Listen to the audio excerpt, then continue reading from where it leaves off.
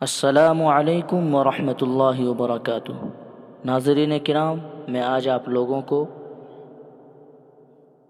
دعا بتانے جا رہا ہوں، بیت الخلاء میں جاتے وقت کی دعا۔ حضرت انس رضی اللہ عنہ روایت کرتے ہیں کہ رسول اللہ صلی اللہ علیہ وسلم جب رفع حاجت کے لیے بیت الخلاء میں داخل ہونے کا ارادہ کرتے تو فرماتے: اللہم انی اعوذ بک من الخبث والخبائث، جس کا ترجمہ ہے: اے اللہ، تحقیق میں تیری پناہ پکڑتا ہوں نر اور مادہ یعنی مرد اور عورت ناپاک جنوں کے شر سے۔ رسول اللہ صلی اللہ علیہ وسلم نے فرمایا، بیت الخلاء جنوں اور شیطانوں کے حاضر ہونے کی جگہ ہے۔